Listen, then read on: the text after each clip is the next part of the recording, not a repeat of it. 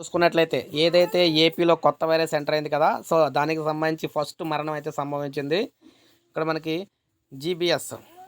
GBs ప్రమాద గంటికలు గుంటూరులో చికిత్స పొందుతూ మహిళ మృతి. సో కొత్త వైరస్ అయితే ఒకరినైతే బలి తీసుకుందనమాట. ఏపీలోని ప్రకాశం జిల్లా అలసందలపల్లికి చెందిన కమలమ్మ గులియన్ బారీ సిండ్రోమ్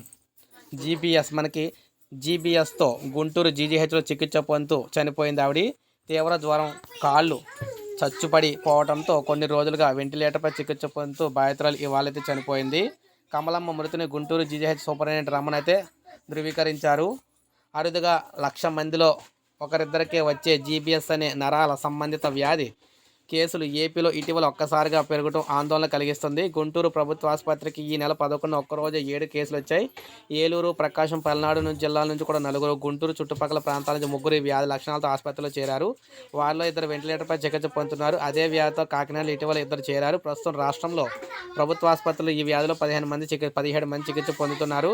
ఇది అంటువ్యాధి కాకపోయినా అప్రమత్తంగా ఉండాల్సిందే. ఇది ఒక రకంగా పక్షవాతం లాంటిదే. చాలా వరకు ఇతరత్ర ఇన్ఫెక్షన్లు వచ్చిన వారికి మొదలవుతుంది.